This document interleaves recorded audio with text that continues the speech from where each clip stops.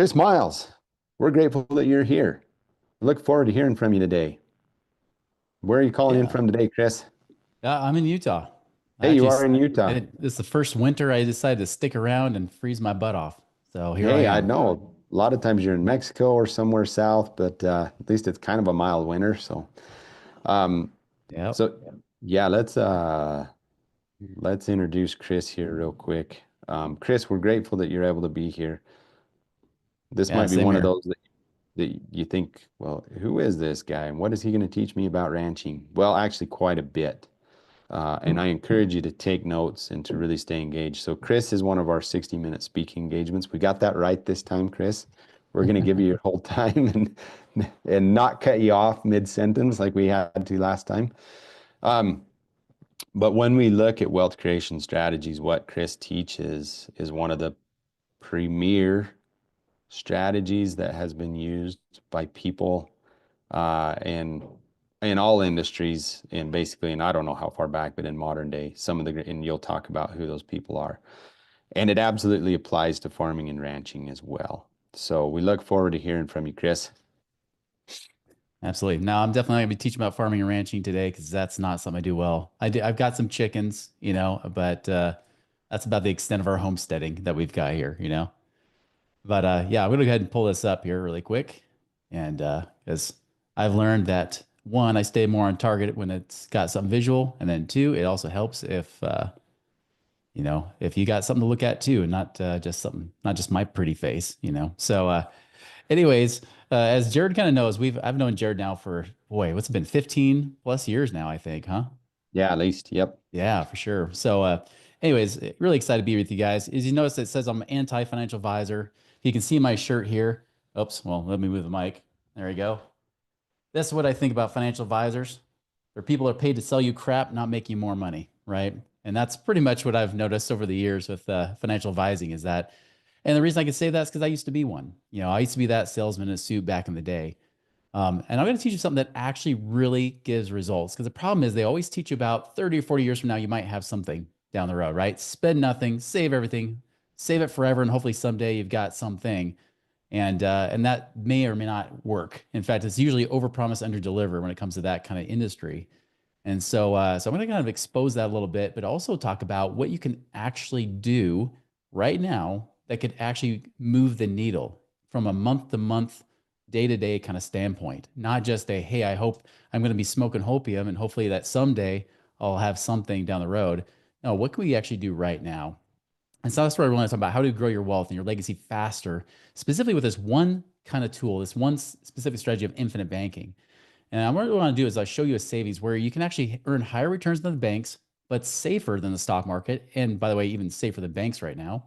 It's tax free, protected from sue happy predators and creditors, builds your family's legacy, but it also create a passive income booster that can pay you twice, which will shave you years off your financial goals. This is something like hundreds of my clients have already done. So if that's something that you're interested in, great. If not, go do a bathroom break or something like that. But I'll start this with kind of what inspired me this direction. This is actually from 30 years ago. It's a picture of my dad and I, when I was a senior in high school. And, I'll tell you, my dad kind of inspired me this direction, but not in a good way necessarily, right? Because, I don't know if you had parents like this, but I had parents where they were taught me great values, right? Your word is your bond. Don't, half a anything, so to speak, right? Just make sure that you're doing what you say you're going to do, work hard, and follow your dreams and your passions and that sort of thing. But when it came to money, it was always scarcity. Hey, what do you think I am? Made of money? Money doesn't grow on trees. I can't afford this, right? Those kind of things you probably heard growing up. If that's been any of you, please let us know here. But definitely, it was a scarcity when it came to money. There's just never enough. We can't afford these kind of things. And even worse is that my dad, he worked in like the kind of like the automotive part industry. And so he would always tell me, he's like, Chris, the stress from this job is literally going to kill me. He'd say like he already had strokes by his 40s, heart attacks in his 50s. And he's like, no, this is my ticking time bomb. This job will literally kill me. And so when I decided to get out into the real world, and he was big on that, he's like, Chris, always get real world experience. Don't just go off what teachers teach you. Like, do what actually works in the real world. So when I went to college, I realized pretty quickly I was on the path of becoming a stereotypical employee. So I decided I wanted to become an entrepreneur. I actually dropped out of college with one class to go before I got my bachelor's, even though I had a 3.9 GPA. I was like, I'm going to just take a 1 year sabbatical, find some business that I could start, just get some extra experience, and then maybe go back and finish an MBA. Well, as I did that, I was looking around like, what business should I start? And the first one that came up that seemed kind of intriguing was a financial advisor, because I thought if I can learn about money, that's great for me, but maybe I can give my dad some of his life back. Maybe I can give him some hope. Well, I did that for 4 years. I actually stayed, dropped out of school, never went back. And about 4 years in, my dad said, "Hey, when are you going to advise me?" So I sat down with my dad, and my dad was very guarded about money. He never liked to share anything. By the way, this guy was cheap. We call him cheap. He said he was frugal, but we all knew the reality, right? This guy was so cheap that he would not only not just tip the waitresses or waiters, right, the servers, but if he got bad service, he would steal plates from the restaurant. I mean, that's how cheap my dad is. He will actually steal if he gets bad service. So anyways, I sit down with him and I see his money for the first time in my life. And I mean, the guy was like the poster child for Dave Ramsey, right? I mean, this guy saved everything. He paid off all of his debt. He was totally debt free, including his house. Very proud of it. He even stuffed money in his 401k like every good employee should, right? And got his match. And despite all that, I said, Dad, you're 61 years old. If you want to retire today based on what you got right now, you're going to have to hope you die in about 5 or 6 years, because that's when you're going to run out of money, even living cheap as you live cheaply. He said, Well, that's not what I wanted to hear. What do I do? I said, I don't know, Dad. You did everything right from what I teach as a financial advisor. And this bothered me so badly because it taught me that really everything I was teaching was just crap, right? That's really what it was. Like, because it wasn't just him. When I started to look at other people, even people I inherited from other financial advisors that had decades of financial advice from these guys, yet still they couldn't be financially free. Because even if they could retire, like I had some retired doctors, but the problem was that even some of them, like if I look at them, they're still worried about whether they're going to run out of money before they die, right? Will it last long enough? And that's where I kind of went on my own journey, because I realized I was on that same path. I was trying to scrimp and save. I was the guy turn off the heat in the summertime and turn off the, turn off the heat in the winter, turn off the AC in the summertime. Hopefully you turn off the heat in the summertime, right? Unless you're living up in Alaska some days. But anyways, so I wanted to make sure I was trying to be cheap, but I was on that same path as my dad was. And that's where I found things like real estate investing and started getting into more things like passive income. And later that next year, when I was 28 years old, I was able to retire financially free. And of course, naturally, you're like, well, what do I do, with my life after I get to that point? I start having this, midlife crisis at 28, so to speak. And it's like, what do I want to be when I grow up? And of course, because of what I had done, I was trying to keep it pretty low key, because I hated getting the conversation with people telling them that, yeah, I actually am retired and I'm 28, about 29 years old right now. And so eventually people kept asking me how I did it. And that's why I came out of retirement in 2007, to teach people how I did what I did. And I'll tell you guys, I've been through ups and downs, lefts and rights. I mean, even the recession, the Great Recession we had, I mean, that kicked my butt, especially from a real estate side of things and a business side, because I started to start a business in 2007. That's actually how I met Jared. We nearly went bankrupt during that period of time, or right before I met Jared, we almost went bankrupt and then pulled out of it, fortunately, because of some of the things I've been learning. And so, again, I can't teach you everything that I was able to learn over those period of time, but I'll just let you know that there is hope, but it's not following the traditional mainstream path you've always been taught. The truth is, guys, we got things like markets going up and down, right? I mean, you got the Trump effect, so to speak. Are markets going to be better or worse? It's hard to say. Is it all based on rumors? Is it based on reality? And not to mention the stock market's so overbought. It's actually more than double the valuation of what it's supposed to be right now. It's actually about triple. It's actually, they call it 2 standard deviations above the average, right? That it's so overbought right now that the stock market's set to crash at any moment. We've also got the government that's going in trillions of dollars of debt, even trillions of debt every few months, right? And of course, where are they going to go to get that money? Are they going to go after our retirement plans and things like that? You've been taught by financial advisors it's supposed to be this place you put all your money. Then we got interest rates. We don't know what's going to happen with them. Are they going to go down or not? They're crazy like this, and we even got Warren Buffett. Buffett, by the way, is selling off tons of his stocks to the point where he's now got 325 billion sitting in cash, the most he's ever had. That's 25% of his investment portfolio is just sitting in cash right now. Why would be the guy that's considered the greatest investor in the world right now sitting in cash. Well, maybe because there's something coming. By the way, the next 10 years, they only forecast the stock market is going to do between like roughly about 3 to 5%. That means you could probably get a CD that will pay more than the stock market over the next 10 years without all the craziness. We also got banks. We don't know if we could trust banks. Speaking of CDs, right? What if we put money there? Will that fail? We've already had Silicon Valley Bank, we've had Signature Bank, and all these other banks going under. Is it just three banks, three big banks, or are there more to follow? And of course we have the FDIC. They lie, out of their mouths at half the time, anyways, like in any other government agency. I shouldn't say too much because I know this is being recorded. You never know who's listening, right? But it's true. We got these government agencies that are just doing crap. But I'll tell you, the strategy I'm about to teach you here today, Walt Disney used this. In fact, he was able to, quote unquote, create the happiest place on earth because he utilized this strategy when he couldn't get the financing that he needed. Ray Kroc, when he bought McDonald's from the McDonald's brothers, actually was able to pay his executives doing this very strategy that we're talking about today.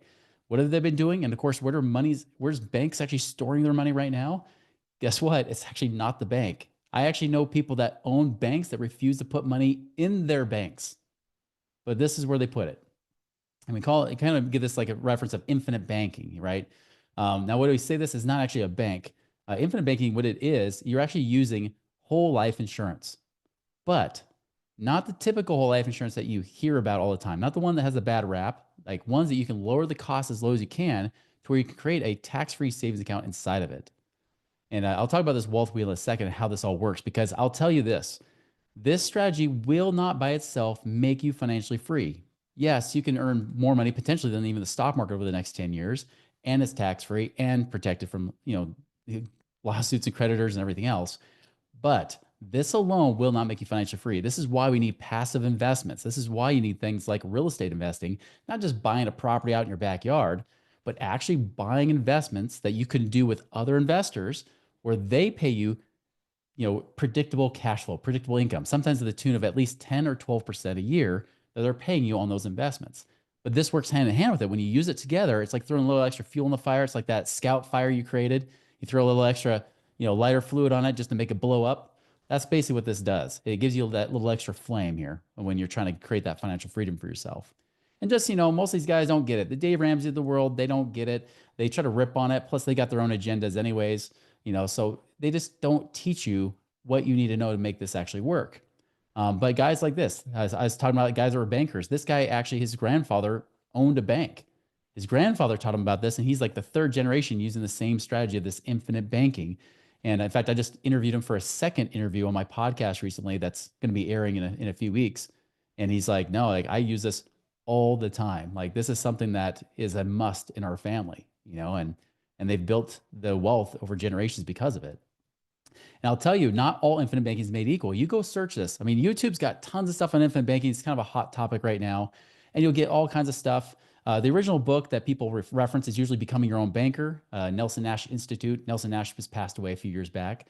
There's a lot of people teaching about this, but I'll give you some bonus here. Here's some myths you should be aware of because I found out this doesn't work. The ways it doesn't work. One, don't use this as a bill pay account. Some people will try to teach this like you use to pay all your bills.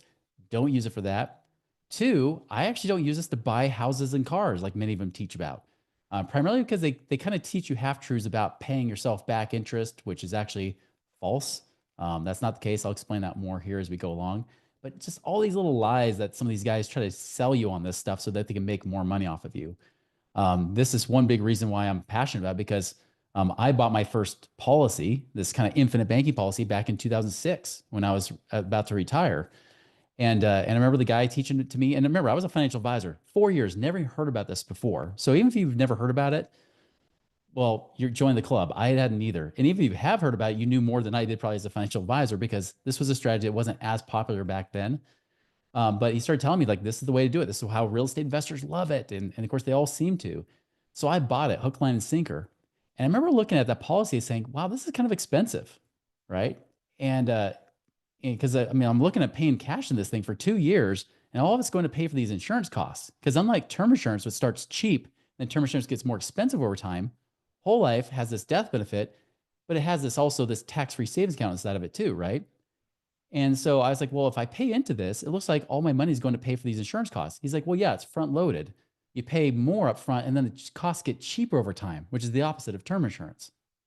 Okay, but is there a way I can pull some levers or do something where make this better so it's not as expensive? He said, no, you can't. 2 years later, the recession hits. I go from millionaire to upside down millionaire. I was in the hole about 15,000, 16,000 a month with everything going on between the business failing, then my real estate wasn't doing well. I mean, it was crazy. It was a crazy time. And so as a result, I was thinking fast, couldn't afford to pay my premiums. I lost the policy. I paid 25 grand in that sucker and I had nothing to show for it and I lost it. Biggest waste of money ever, in my opinion, right? But I just thought, well, it's my fault. It's the recession, whatever. I can't, that's what it is. Well, it's just months later, I started researching this topic more, found out the insurance agent lied to me. And so I confronted him about it. And now remember, I still held an insurance license. Even though I quit being a financial advisor, I kept that insurance license. So I ran my own numbers. I did my own research and I found out I could have actually pulled some levers to have cash in it from day one, meaning that if I had cash in it, even when the recession hit me, I would not have lost that insurance. I wouldn't have lost all that money. And so I confronted him about it. 2 hours, I'm sitting in that office, and Jared knows which office I'm talking about because I was in that office at the time. I yelled at this guy for 2 hours straight, knocking down all his little objections and his little, defensiveness, feedback, and everything else he's trying to give me. At the end of the day, he finally just said, Chris, I did it that way because I couldn't afford to cut my commissions. I said, now you're telling the truth finally. And by the way, I'm never going to send a single friend or family member to you again. And I didn't. Now he works for a bank. So that's what happens. And when people fail in that business, they go work for banks, which then fail, right? So anyways, just kidding. Banks are awesome, and I have some banking clients too. But anyways, needless to say, I started to kind of make this mission over almost now the last 20 years to find a way to do it better. I found people to help me do it, but I could never find somebody consistently to always give me the best deal, right? They would sometimes pull different levers to where they make more money versus making me more money as their client. And so that's why eventually 2017, I even brought it in-house into my company. I stopped referring it out because I found out I'd spent a couple hours and I would beat the numbers of the so-called experts. And so I said, that's it. Like the way somebody should be doing these policies should be like the way they do it on their own themselves or on their wives or their kids or their parents or whoever it might be. They should be setting up to where you get the max cash every single time. And that's kind of where I've been kind of screaming that from the rooftops and been trying to ruin their lives in a sense, because I don't want these guys. Granted, they can make money, but you can design these in a way where it can work in your best interest. That's why sometimes I refer to it as no BS infinite banking. It's like stop giving me all the BS fees and stuff to go with it. All right, now let me just talk about who's this not for, because that's always the question, right? There's really three categories of situations that this may not be a good reason for you to use a strategy. One, if you're like in your 70s or 80s, you probably wouldn't use the strategy so much for investing. Now, you might get something for a death benefit, but I wouldn't be using this specific strategy just for that. Okay. So if you're in your 70s and 80s, I just had somebody yesterday ask me, he's like, I'm 72. We got average health for 72-year-olds. What do you think? I was like, well, you've already got some. Keep the ones you've got. But you could get a new one, but just so you know, you could also get it on your children, potentially, especially if you have any business association with them through, like in your guys' case, if you have a farm or a ranch, it's a multi-generational thing like Jared has, you could be getting your kids insured and using their health so then you get a better ROI on your cash, right? Even grandkids, you could do that too. So that's one. If you're in your 70s and 80s, I probably wouldn't recommend just doing this strategy where you're trying to use it to invest. Two, if you're in horrible health, right? If you're in a situation where you just battled cancer recently, or maybe you just had a heart attack or stroke or something like that, you may not be insurable, right? I had one guy, he was okay. He didn't have heart attacks or anything else, but he was over 400 pounds, and he was in his mid 50s. He said, Chris, even if I get approved, it's not going to be pretty. It's going to be expensive. Could I get one on my wife instead? I said, well, how's her health? Oh, she's great. And she's 52. She's 3 years younger than I am. I said, even better. So if she's in good health and she's a woman, because women live longer, even if you're the same age and same health, women still get the better, rate of return on their policies. But I said, that's even better. Like, let's get a policy on her instead. And so he's actually been funneling over 100,000 a year into this policy, and that he now can protect and keep, not just from taxes, but also protect it from other people trying to get at it. So definitely a situation, if you're in bad health, you can always find somebody who is in good health. The third one. So I mentioned one, if you're 70s and 80s, it gets a little bit more expensive. You want to change the strategy there. Two, if you're in bad health, you may consider getting on another family member or business partner or somebody like that. Three, the third thing is if you can't save at least 5,000 a year, I probably wouldn't do it. Um, if you're like paycheck to paycheck, literally paycheck to paycheck, you got nothing left, too much month at the end of your money, right? As a famous country song said, if you got that kind of situation, I would just recommend getting flat old term insurance that's convertible to whole life later on. You want it convertible to a good whole life policy. I had somebody that said, "Hey, I've got a prudential term. Should I convert that?" I said, "Absolutely not. It's crap. Anything beyond their term is crap. So don't do that. So you can get a convertible term policy that's cheaper for now. And then when cash flow, where you got at least 5,000 a year, you can save and put away, then I would use this. If you fit in those other categories, then great. That's when this works. Now, what are the actual, how does this really work? What are the benefits here? One, I mentioned tax-free. Much like Roth IRAs, you put it in with after-tax dollars, gross tax-free, you pull it out tax-free, same exact tax benefits. The difference though is with a Roth IRA, if the government changes the rules, you have to change with it. So if they decide to change the tax rules on you, you've got no say in the matter, right? The one reason I like this is because I don't trust the government. And so whatever the tax rules are at the time I buy this, they're locked in place. It's a contract. So even if they change the tax rules later, I'm safe. So that's one reason I like this. So it's much like a Roth IRA, but I don't have all the dumb limits and penalties associated with it. For example, you try to pull money out of a 401k and IRA before you're 59 and a half. What do? They slap you with a 10% penalty and then they tax you. Here you don't have that. There is no age, minimum or maximum. You have to pull out money or not pull out money, right? There's also no limits. You can put in up to 25% of your stated annual income. So this is not based on tax returns because I had a client who's heavy in real estate. His tax return showed he made 25,000 a year, but he was actually pulling in gross about $1 million a year.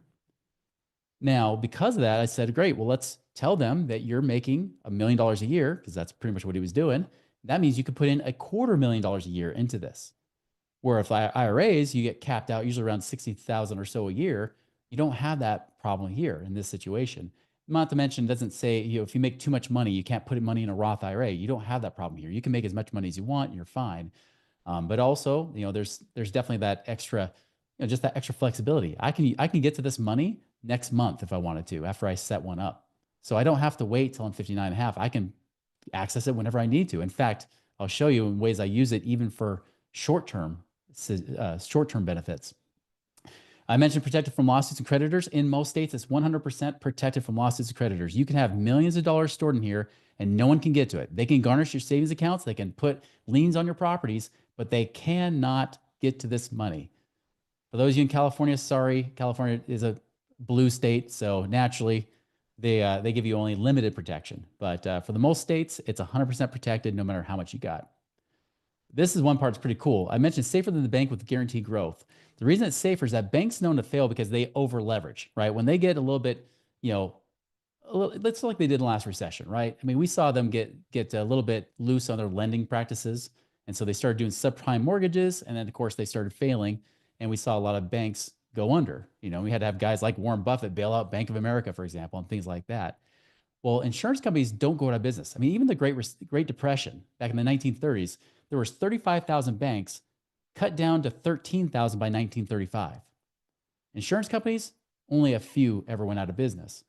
And even if they do, they have what's called reinsurance companies that back them up just in case, right? So that's another thing too, is that even if they happen to fail, which is much more rare because they can't go and over leverage like banks do, still the reinsurance companies will cover your death benefit and the cash that's stored in there and keep it safe. So it's safer, in my opinion, than a bank. And right now they're paying about 6% or more tax-free currently. And by the way, when interest rates are higher, that's why they go higher. They're not based on stock markets and everything else like that. Obviously, we know it protects your family. It can build a legacy. I'll talk about that, how the death benefit can even create a bigger legacy than what most people see. And then, like I said, access to cash now. So here's ways you can use it and ways I use it. One, I use it as an emergency fund, right? So my wife, she says, okay, Chris, I want to make sure we have money that's always for our family. It doesn't get invested. It doesn't go to business. It doesn't go to anything but protecting our family in case the world blows up, right? So she wants like $400,000 in cash. Now, if you have a credit union like I have, where they pay you a whopping 0.1% in that savings account, you do the math. That means that 400,000 makes 400 bucks a year, and then they get taxed on that 400 bucks a year. This is the thing I hate about banks. You make point nothing percent, and then they tax you on point nothing percent, right? Well, I told her, I said, well, let's do this. Let's earmark 300,000 of our 400,000 and keep that inside of our life insurance instead. So instead of using that money to invest, why don't we just keep the money there, stable? And I'm earning 6% a year right now. So even at 6%, do the math on 300,000, that's 18,000 a year tax-free I'm making, versus maybe after tax, I might make 300 bucks a year from my bank account, right? That's the big difference. Even people are talking about high yield savings accounts. Yeah, I use them too, but I'll do this. I'll keep some money in the local bank, right? In my credit union, because I do want to be able to access money same day. You should have that access. I'll keep some money in a high yield savings account, which right now I got about 3.8%. Those rates have come down the last several months. But still 3.8% I'm making on that I can transfer 2 days later to my own bank account. This money I can transfer over in about a week to my bank account. So it takes about a week. So I keep the lion's share of my money over here because I know if I really have a big emergency, I still got 100 grand or so in the between bank and online savings accounts. I can still have this 300,000 that's sitting there safe and protected. Plus, again, if I ever get sued, yeah, they'll get to that 100,000, but they will not be able to touch that 300,000 sitting over there plus, right? So that's again why I use that as my emergency fund, and it's great reserves to keep just in general, just for safety. By the way, I'm seeing more and more people, even a lot of my clients and friends that are now becoming multimillionaires in real estate and things like that. They're storing sometimes millions of dollars in this place that they're not even doing anything, just letting it sit there, growing tax free and staying safe. Collateral. Collateral is a pretty cool thing. I had one client where they had an office building they were going to buy, and they were thinking, instead of getting a mortgage, instead of having this debt, maybe I just cash out this old life insurance policy I have and then just use that money to help pay for that building.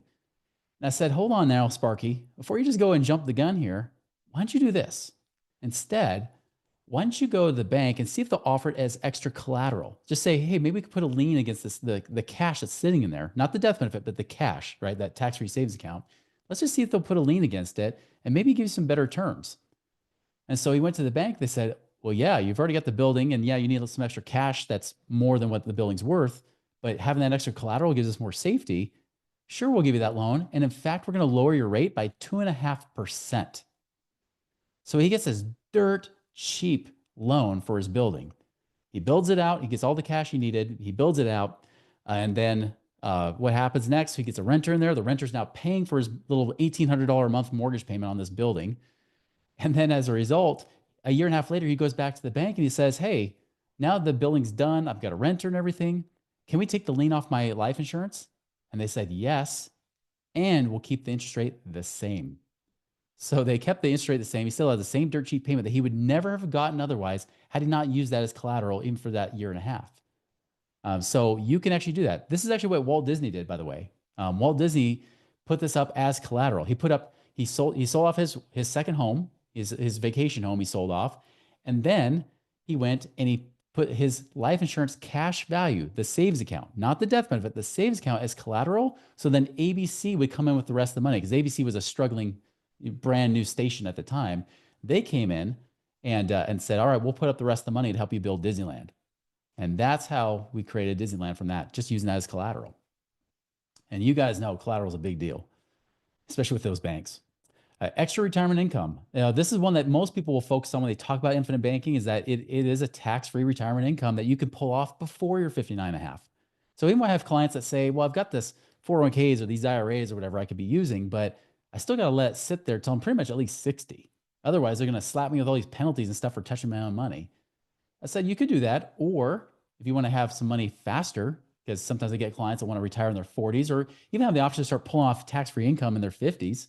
Cool, you can use this and then let that money just sit around and do nothing. But you can actually pull off tax-free retirement income that's, again, much more guaranteed as a result. Kids savings, this is the big one. I've got a lot more people, more and more every day. People are starting to say how much they hate their 529 college savings plans. One reason is because the stock market's not great sometimes. Two, because it usually doesn't even do as well as the stock market. Three, you don't even get to pick where you put those funds. They pick for you based on the child's age. And then four, it has to be used for college. What if your kid gets a full ride scholarship, right?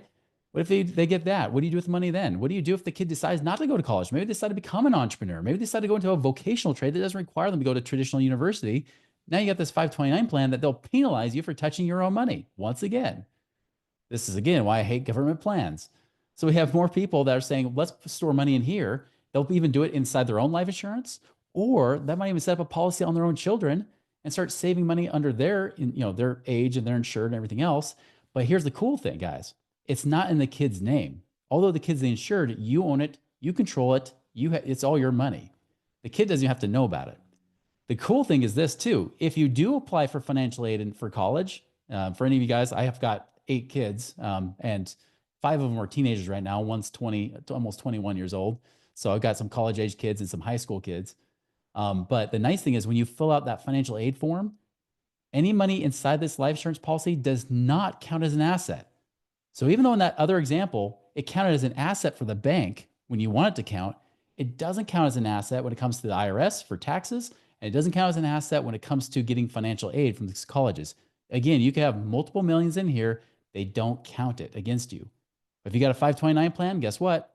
They count it against you. You got Roth IRAs, they count it against you. All those things, they count against you, but this does not count against you in that sense.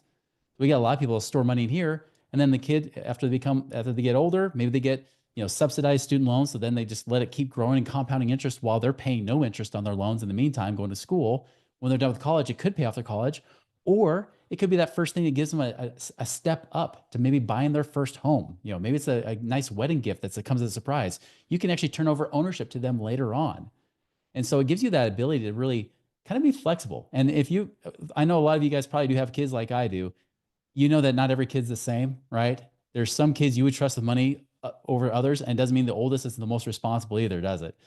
And so as a result, that's why you can pick and choose and decide what you want to do. You can keep it forever and just be your money, or you could eventually, like I said, assign it over to them and say, you know what? I know you weren't expecting this. I know you're not an entitled brat because I didn't raise you to be that way.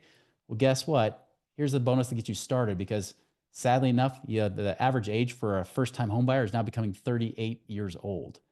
Imagine if they're in their late 20s instead, or mid 20s, and they can actually go and get that leg up in life because you gave them that start, right? So that's one way you can create a cool legacy for your kids. Cash flowing investments. We'll talk about this one a little bit here. This is where people get excited a lot, because this is where I talk about how you can make your money pay you twice. Now, I love what Warren Buffett says. He says, if you don't find a way to make money while you sleep, you will work until you die.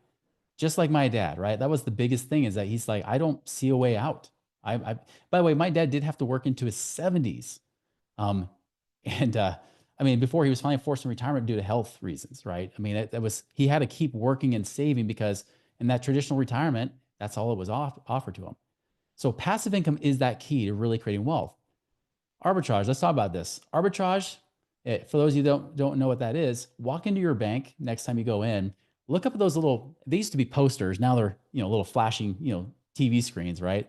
And you'll see there, they'll flash like a 5-year CD, 3.5%. But then you'll also see it flash again. It'll say 5-year car loan, 7%.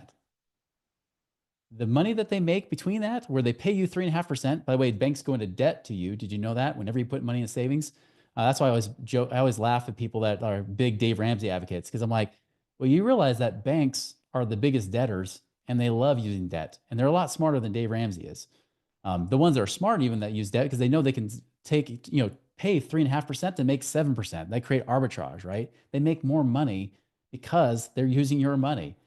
That's what we're talking about doing here. With this tax-free savings account, it's not just a one-dimensional thing like a savings account. You just withdraw money. Yes, you can do that. But here's the problem when you withdraw money. When you withdraw from a savings account, what happens to the interest you're earning? It's gone, right? When you pull money out of a savings account, it's not earning interest anymore. But what if you have the ability to still get access to the cash, but still let your money grow compounding interest? What if you could do both at once? How can you have your cake and eat it too? That's what we're going to talk about here. So here's how you do it. Most people just take money out of savings, they put into investment, the cash flow comes in to help rebuild their savings account again from zero or whatever it might be, cash down to. With this, we're doing the same exact strategy, but instead we're using the whole life for the investments. Because instead of letting it sit in the bank, which we know we're not earning much anyways, instead we have that money sitting in our our life insurance, right? In our cash value life insurance. It's sitting in there.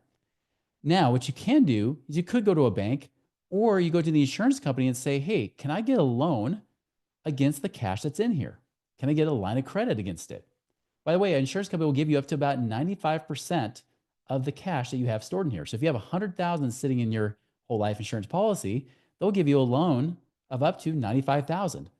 Here's the cool thing, guys. Yes, they do charge interest. Remember, I mentioned that was a myth. They say, "Oh, you don't pay any interest." That's bull. You do pay interest to them. But the cool thing is you're still earning interest because you never pulled money out of your account. So that 100,000 is still earning 6% or more tax-free. Well, they might be charging you roughly about 5, 6% or so on your money. So this is the cool thing because you're still earning interest. Well, yes, you're paying them interest. But here's how it can work is that one, just understand that these loans they give you is not on your credit report. You don't even have to have a good credit. This is a private loan. Two, there is no minimum monthly payment. They don't require any monthly payments. Why? Because they know that the interest they're paying you is going to cover it anyways. So you pay it back however, whenever you want. Your deadline for paying it back is your death. And what I mean by that is if you pass away and you say you've got $500,000 of loans that you took out with the insurance company, but say you have a $2 million death benefit, they'll take their $500,000 back to pay off the loan and pay the other $1.5 million to your family tax-free. Because yes, the death benefit is also tax-free, right? Well, that's the part here. Now, here's how it works. Now, if you were to do the same thing, if you're going to invest your money, right? And this could be in business, could be in whatever you want. There's no limit to what you do it with. So you get the line of credit from the insurance company. They give you the money because they know your money's in there as collateral. You use that money to quote, put in an investment that then cash flows. That cash flow you then take to go and pay back towards your line of credit. Very similar if you had a home equity line of credit at some point, maybe you've used it in your business, and with your ranch or your farm, and you use that line of credit, but then, like maybe you had a slaughter one year and you used all that cash to go pay back, to pay back that line of credit you got with the bank, right? Or maybe you're with the harvest and everything else you're doing, you're using that to pay it back. Same thing. You're using the harvest here to pay back towards that line of credit, which of course lowers the amount of interest they charge you, allowing the interest they're paying you to exceed the interest they charge you, and you make a profit there while you still made a profit in your business or in investments. Like when I teach people to do real estate properties and things like that, it can work there great, especially if there's good cash flow. So that's what you're doing. I know it might seem a little bit foreign, but it's really just paying yourself back, yes. But you're using it to pay back that line of credit to get the interest rate down, down, down as they pay you more and more in compounding interest as it goes along. So let me show you an example of this, right? Say that you have an apartment building. You put $250,000 down payment. It's $1 million apartment. They make you put 25% down. So that's $250,000 you got to put down in cash. Say the cash flow, the net profit is $2,500 a month. Now, most people, they just drain their savings account. That $2,500 a month or $30,000 a year is going to go back in, and they're going to pay you that point nothing percent on that money, which you also get taxed on. The question is, what's the difference between using your bank savings to buy that property or put that down payment on the property versus using the life insurance? Now, if you did bank savings, I took my 0.1% savings account, right? I used that as an example here with taxes over 9 years. That means I got paid $30,000 a year for 9 years. That's $270,000 that goes in. How much did it earn in interest off that $270,000 eventually? $1,200. $1,228 after I've paid taxes. I don't know of anybody that really gets super excited that they made $1,200 in interest in 9 years. Now, using my policy, and I use my real life numbers. I'm in my mid 40s, so it can be more or less depending on your age and your health, right? But I used my own as an example. And I said, all right, let's use that. Let's borrow the $250,000 from my policy and then use that cash flow to pay back in. So even after I pay the net interest back to the insurance company, what's the net profit I walk away with even after paying them interest? 100 times that, $126,000. I know it's a hard question. Which one's better, $1,200 or $126,000? Can you see why, even though I do have a bank account, I'm not super excited about putting all this money in the bank to go and invest with, right? I like to use something like this instead of using my bank. Now, if I got, you got cash leaking out of your ears, great. You just use your bank account. But this, first and foremost, I'd like to use as my cash reserve, my emergency reserve. Anything above my emergency reserve is free game to use to invest however I want, right? That's the power, right? As the famous Saturday Night Live skit, with Christopher Walken, I got a fever and want the only prescription is more cowbell. Well, in this case, is more arbitrage, right? We want more arbitrage here. So let's get back to the big picture. This is how you create wealth that lasts not just for you, but generations beyond you. One, you got to have the education, which is why you guys are here. You're trying to build that education. You're trying to understand these principles and these strategies more so that you can actually create greater wealth now for yourself and then later for your families too. Max ROI Infinite Banking is one of those things you can use. It's kind of like that tax-free supercharged savings account. And then you use that money to go into passive income investments to help keep building and growing your wealth in the here and now versus waiting 30 or 40 years to see if it ever did work, gambling in the stupid stock market that really you should be gambling on yourself, not that kind of crap anyways. So now there is a free consult. Everybody wants to know how they can do that. I'll give you kind of a QR code and a link. You can do that if you want to get that free consult that we do offer. I know Jared said it's, he put it on there that's one of our values that you're getting as part of the bonuses as part of this here. So just so you know, thanks Jared, by the way, for doing that, for being able to let you guys have that kind of free consult available. Because everybody always asks, well, what does that look like in my situation? Great. We can always run those numbers and show you what it looks like in real life for you, right? Little extra things like how do you fund it? I recommend people don't use the money they're going to invest in those first few years. And because here's the problem. You'll see a lot of these guys that talk about infinite banking, they'll say, throw all your money into here. In fact, some people will see what I just showed you about that double arbitrage, right? Creating that leverage. And they're like, oh, I should just throw all the money in here. No. Instead, I actually like in those first few years to use my emergency savings account. The money I already have in the bank or my high yield savings accounts, I move it over here. I'll still keep some money in the bank. I'll still keep some money in the savings accounts, but I'll move over here. While the other money I would use to invest, I invest all of it, ideally for creating cash flow now. I had a client, for example, he had a 250,000. He was talking to an infinite banker, says, yeah, throw 250,000 in this. Here's what you guys got to understand. That guy was telling him throw 250,000 in. Did you know that the insurance costs just in that first year that were coming out of his account that he would not have access to because it's pulling out of that 250,000 was going to cost him about $100,000. So he puts in 250, but he's only got like 150, 160,000 left to actually use. So I said, don't you dare do that. That makes him more money, not you. I said, instead, let's do a policy that maybe has a max of 25,000 a year, max contribution. By the way, the minimum on that 25,000 was about 5,000 or 6,000 a year that he actually has to contribute, but he can contribute up to 25,000. And that's prorated, just so you guys know. And so I said, once you do that, the other 225,000, you go and invest. Say you make 10% on that money, that's 22,000 a year.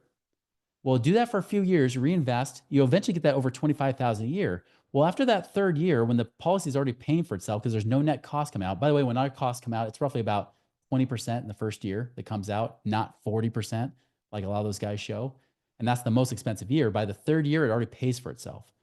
So I tell them, like, yeah, use your emergency fund to fund that in the beginning, but then use that money to keep investing. And guess what? You're going to have over 25,000 a year of passive income that can now pay for that policy. Zero out of pocket for you. You just use your emergency fund, and then the rest was out of pocket, nothing out of your own pocket that way. And then, of course, the next question is, well, wait, but I still have money I could save above and beyond the money I'm making for the passive income. Great. We can always do another policy because you can get multiple policies on yourself. You don't have to have just one. You can build on it. I had one client that was like, should I do 50,000 a year or 100,000 a year as a max contribution? I said, whatever you want. If you do 50,000, we can always add another 50,000 later. Just don't get sick, in the meantime, but you could do that. So that's kind of what I tell people to do is use your emergency fund to fund it in the beginning. And then we start to use the money that we make in other places to fund it later on too. This is kind of like another way to show this, but open that policy and you fund it with that savings to then eventually as you build up that savings, then you can invest for passive income later to then use that cash flow to pay down the loan when you use the loan process, and you just keep repeating it to pick up more interest dollars than you would just using your bank. Because like I showed you in that one example, $126,000. I mean, what could that do for your life versus $1,200 from a savings account? I mean, it's just night and day, Now, some people say, what's the difference? I'll show you a real life example. Someone came to me with a Northwestern policy. They said, hey, this is what the guys ran the numbers. And I know Northwestern, they always say they're the best, right? I said, yes, they're also the most expensive, which is why they're usually rated very highly from financial institutions because they say, oh, these guys have lots of money because they charge you so much. And so I showed him, I was like, look, you put in 22,000 that first year. You see the highlighted yellow thing. First year, 22,000 put in, he has $446 in that Northwestern policy. I show them on the other side. I said, with ours, and actually it's better than that for most people right now. I said, with ours, you'd have 17,000. And we actually save you $17,000 in that first year. That means he would have been paying, if he went with that Northwestern policy, he'd been paying unnecessarily $17,000 more just because he's really paying for more insurance costs and commissions is really what it's paying for. Even break even on that. By the time you finally have as much as what you paid into it, it's 13 years, which is pretty typical. It's usually like 15, 17 years before people finally say, I finally have the money I put in available, right? No, with ours, year 60, he's already got more than what he paid into it. He almost had it by year 5, where it's already caught up to it and it just keeps growing and going to where in the end, he's got like, a couple $100,000 more in just 20 years, right? So it's just, that's the thing. It's night and day difference. Plus there's more flexibility. He's not required to pay 22,000. He's like required to pay 4,500 a year.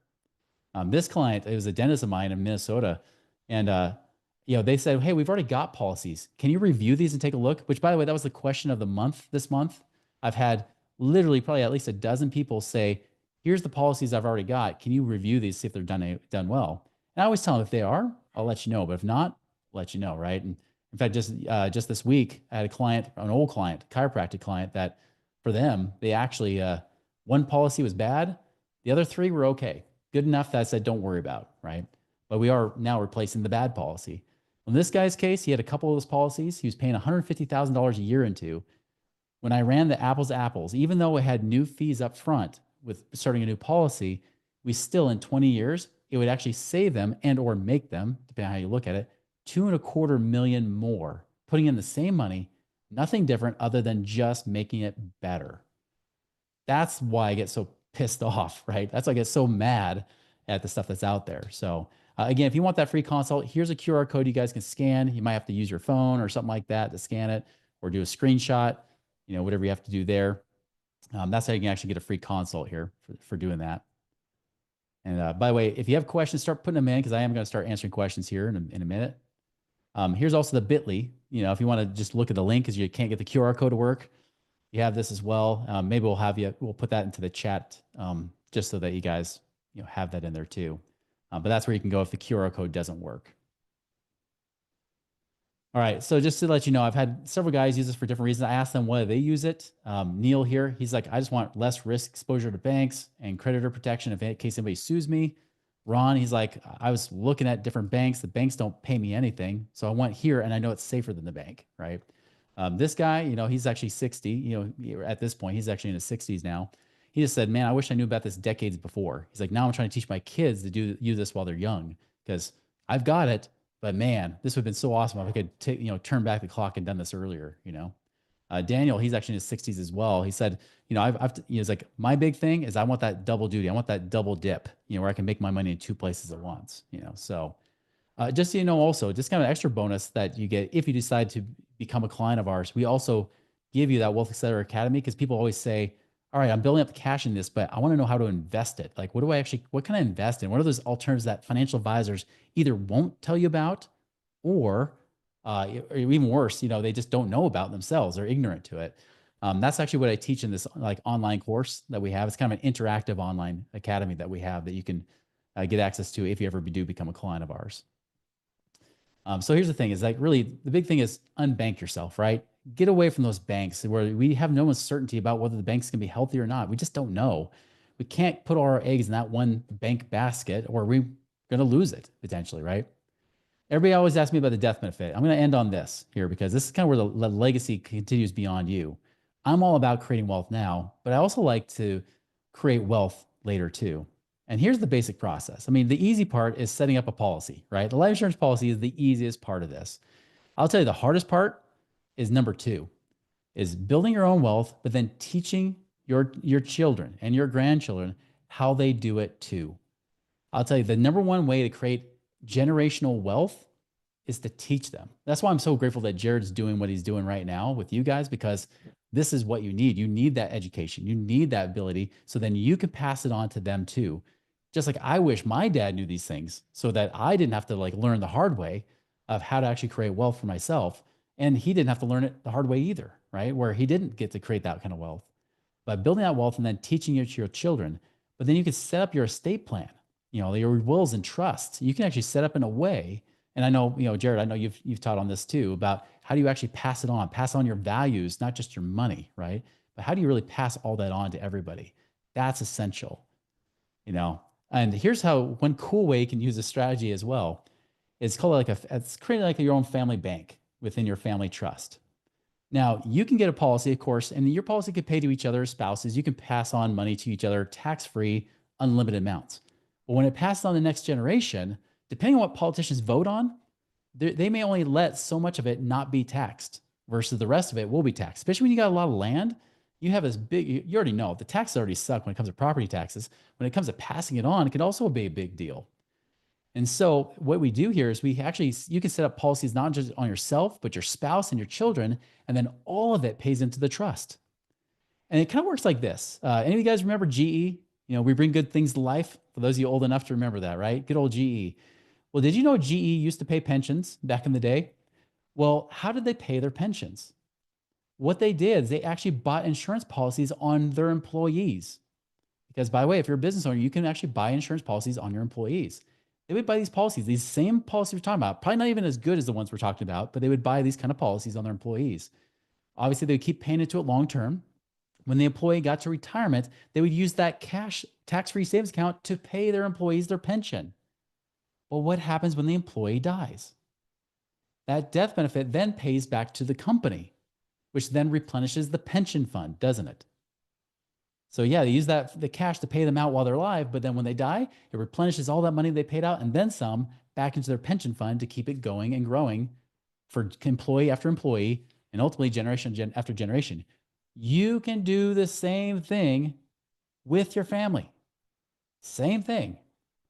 Because what you can do is, yes, you can use this money to build wealth now, but that death benefit pays into your trust. Your trust dictates where that money goes, right? Again, the life insurance policy is the easy part. It's the trust that makes all this happen, right? But then that dictates where it goes. What if you put a little thing in the trust that says they can get the money, but instead of become little spoiled trust fund babies, instead, we're going to have them borrow from the trust that they got to pay back with interest. And so they borrow from the trust and maybe they go start, get a start in their life. Maybe they go, this could be your great grandkids, right? I mean, they might go start a business. It could be that they go and buy more land. They try to invest that money, but they got to pay you back with interest. Maybe it's getting college funding, but again, pays it back with interest. So that unlike the freaking, who is it? Not the Rockefellers. That's what we're going to talk about here in a second, but I just blanked out.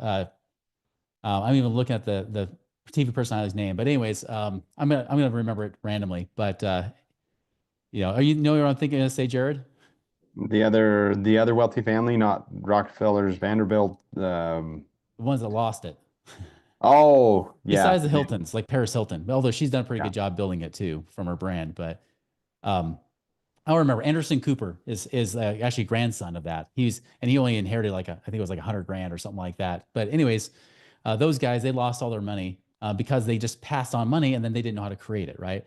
But the Rockefellers did it differently, right? Not only did he have a nice foundation, but he had a family trust to make sure that one, they kept teaching them how to create wealth, but two, they also use this kind of plan with the insurance to make sure when they do access the money from the estate, they've got to pay back in. They got to contribute back to it to grow that estate bigger each generation versus smaller, right?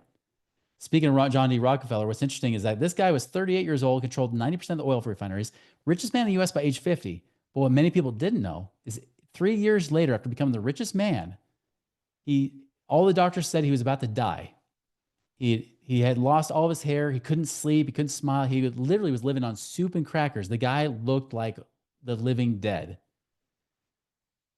At one day, John Rockefeller just said, you know what?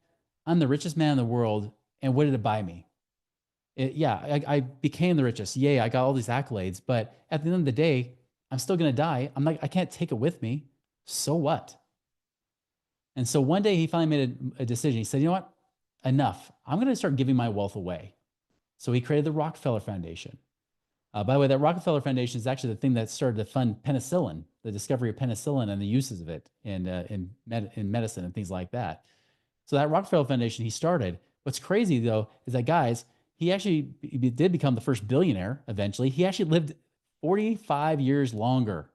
He actually pretty much became cured after he decided to give his wealth away. And here's what I love. He says this: God taught me that everything belongs to him. Stewardship, right? I am merely a conduit to carry out his will. My life has been one long happy holiday since then, full of work and play. Here's the thing, guys. Like, this is my dad today. I went to visit him for his 80th birthday last summer. You know, he's alive, but he's not really living. But the one thing I'm grateful for is he did teach me those values. He did teach me that your word is your bond, to not half ass anything, right? To make sure that you're doing everything in your power to be a person of integrity. And that's something I can teach and pass on to my kids too. But what's great is I can also pass on the money as well. And this is not a great tool I can use to help me build my wealth, but also pass it on for generation to generation to make sure it passes on for me. Question is, what kind of legacy do you want to pass on? What do you want to be known for? What values do you want to make sure you pass on? That's the real question. Hopefully, the value is not that you didn't do what you know you needed to do to create the life that you love and that creates a legacy for others to follow too. I love this quote. The most dangerous risk of all is the risk of spending your life not doing what you want on the bet you can buy yourself the freedom to do it later. Why not now? Is the real question. So, anyways, I'll put this back up here for the free consult. There's a QR code again if you haven't scanned it. Also, here's the bit.ly link as well. So, anyways, I'm going to open this up for questions at this point. I'll leave this up for a little bit. Let's see what you guys got, because I know there's a ton of questions here. Yeah, there's a lot in the chat. We'll try to summarize them. Maybe I'll moderate that a little bit, Chris. But clarifying question: Were you saying that you should minimum fund the first 4 years and then ramp it up after on the policy? It would be better if you could max fund earlier on. That's a great question. I mean, you can minimum fund. You do have that option. I have some people start out with less just to get it going, and then they add more later in that year. So the good news is you can keep contributing. Oh, another key thing that I didn't mention is that with certain companies, you can actually do catch-up contributions. So if you didn't get money in as much, maybe as much as the max in one particular year, those following 2 years, if you have maybe the cash comes in finally, and you can finally put it in, you can actually do catch-up contributions. Here's the key thing with how we design them. You can always pay less, but you can never pay more than what we set the maximum at. Once you hit that maximum, that's it. You go a penny or two above it and it triggers taxes, which we don't want, right? So that's the key thing. So we do try to make it flexible to where it's almost impossible for these things to blow up in your face, which sadly enough happened to me in 2008. Yeah. Okay. So when they talk to you, you'll be able to assess annual cash flow, how much they could fund it, balancing that with net worth, looking at what their legacy wants to be, kind of all of those parts and pieces, and then determine what is the right size policy, therefore how much money you can put in annually. Exactly. Yeah, just like yesterday, I had somebody was asking about that. They said I could probably put in 1,500 a month or 18,000 a year. I said, great, let's put the max at 15,000 a year, knowing that your minimum is going to be about 3,500 or 4,000 a year. So then they know they're well within range. Usually their normal 2 months of savings would at least cover the minimum and then some. So yeah, we cover all that kind of stuff, but we want to make sure, of course, that it has the highest odds of success every single time. Yeah. So would you recommend in farming and ranching, a lot of times our income comes in one season, one part of the year. Yeah. Could you fund it with that and then utilize it technically as a line of credit to be able to borrow back from yourself? Okay. Absolutely. Like I said, you can access about 95% of whatever cash is in there at any time. So I've even had some people, they've put money in, but maybe the next month they got to pull money right back out, right? If they try to do it the next week, they make them wait a little bit to make sure that the check cleared and everything, before you just try to pull the money right back out. Yeah. They also want to make sure you're not a terrorist. That's part of the reason too. But yeah, you can access that money and use it, even if you put it in. And that's why the key is if you can get past those first few years where there's a net cost, of like maybe 10 to 20% those first couple of years, by year 3, usually it's paying for itself or it grows by more than the insurance cost coming out, which means it really does feel like a pure savings account, but it's tax-free and better returning. Okay. Yeah, thanks. These are kind of rapid fire questions. Nicole asks, if you're just starting small with 5K a year, what would the initial fees be to get started with you, or do you earn commissions based on profit? Great question, Nicole. Yeah, it's all based on the commissions that the insurance company pays. We don't charge anything to set these up. So yeah, 5,000 a year you could start with. When I say 5,000 a year, that's a maximum. Your minimum might be just over 1,000 a year on that one too. So that's why I say 5,000 based on the max contribution. Yeah, like in Nicole's scenario, would you recommend that she do some term that's convertible and along with that, so she, I don't know, we don't know her context to how old she is, but to Yeah, lock that in to depends be on able, that. okay. Yeah, if you're getting like your 60s, we might want to push it up closer to 10,000 a year. But I'll tell you, I've even had somebody in their mid 60s do 5,000 a year, and we did it. And it doesn't look as cool as if you did a little bit more because the costs get better as you go up. But still, it still works even with how we design it. Okay. All right. Very good. Well, I wish we could spend more time. I know there was other questions in the chat. If you want to stick around and scroll back and answer those in the chat, you're sure welcome to do that, You Chris. bet. I know there was a question about the IULs and things, and we ran into that with ourselves, right? Recently Yeah, with we something did. that yeah, that Yeah, those IULs. Yeah, I used to sell those. I loved them, but stay away from them for the most part. I would do it actually if the market ever crashed again. If we saw a huge market crash, I might consider getting a small one. But yeah, they're not very reliable. yeah. Good. Well, this has been cool. We appreciate that. This is a wealth building strategy. It might seem complex. It might seem like, man, that's just, I don't even grasp it. Um, I encourage you to go back and rewatch this. Absolutely. You'll get the recording. You can share this with others and continue to study on it. I'm by no means an expert. Chris is, so that's why we refer our clients to him. But thanks, Chris, for being here with us.